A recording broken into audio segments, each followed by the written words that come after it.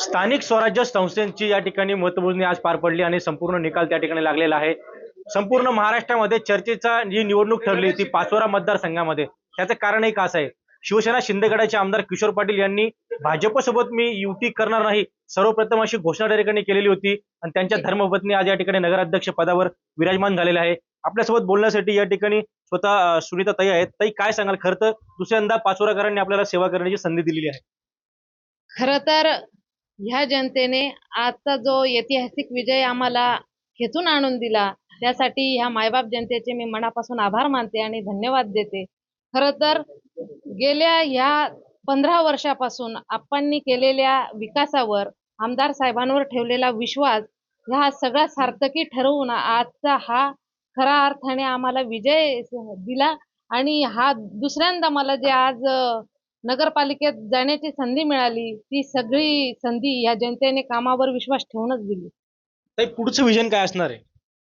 आतापर्यंतचे सगळेच विजन आप्पांनी एक स्वप्न या शहरासाठी पाहिलंय. आमदार साहेबांचे स्वप्नातलं शहर जवळपास 50% उतरलेलं आहे, पण 50% या स्वप्नातलं शहर अवतरायला वेळ लागेल. पण पुढचं विजन हे फक्त शहरातलं पाण्याचा हा मेन प्रश्न आहे आणि ते विजन आम्ही पूर्ण करू.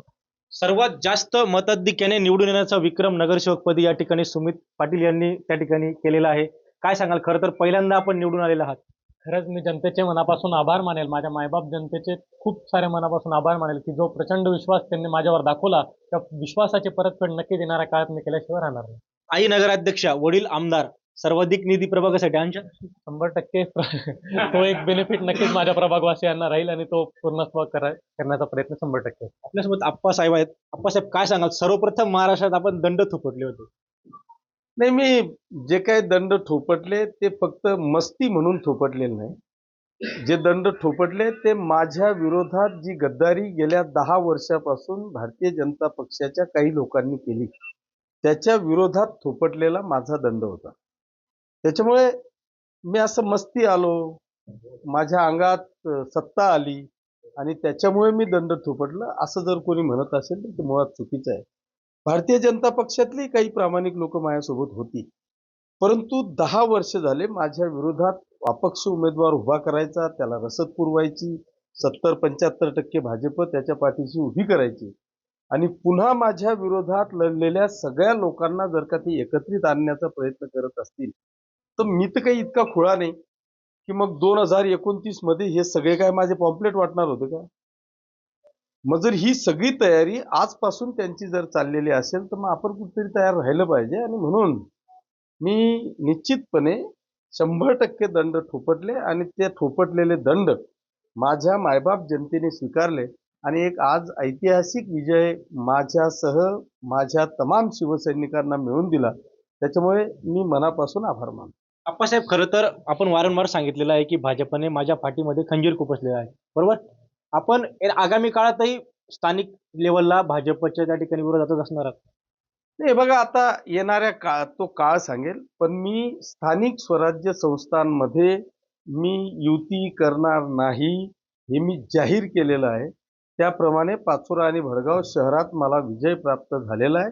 आता 29 मध्ये काय होतं 4 वर्षानंतर आमचे नेते, वरिष्ठ नेते, शिवसेना भाजपचे नेते ते ठरवतील. जे ठरवतील ते त्यांच्या पाठीशी मी खंबीरपणे उभा राहील. आप्पासाहेब, खरं तर भडगाव आणि पाचोऱ्यामध्ये अतिशय त्या ठिकाणी निवडणूक जी आहे ती टोकाला गेलेली होती.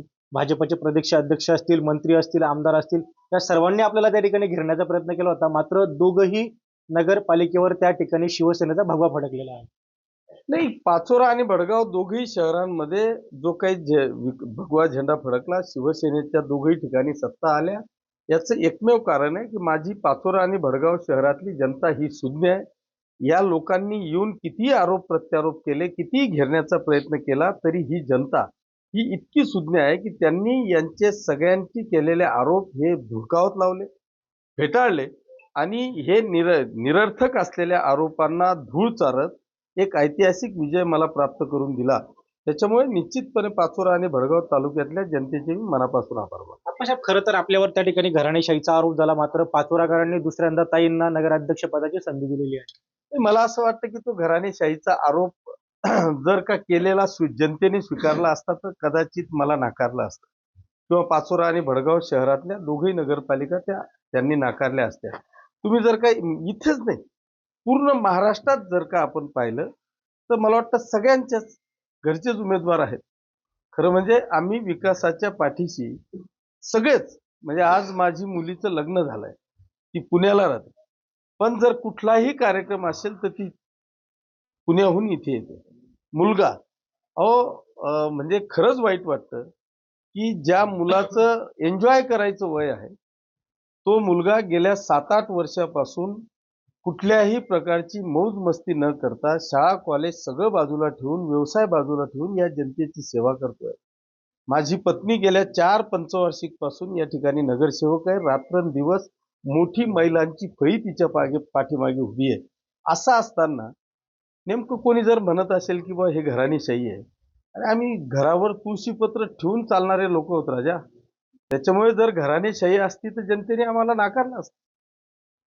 आपण बघू शकतो की आम्ही घरावर तुळशीचं पत्र ठेवून त्या ठिकाणी काम करणारे लोक आहोत. घराणेशाही जर असती तर जनतेने आम्हाला नाकारलं असतं, अशी प्रतिक्रिया या ठिकाणी शिवसेनेचे आमदार किशोर पाटील यांनी दिलेली आहे. हेमचंद कुमत, TV9 मराठी, पाचोरा, जळगाव.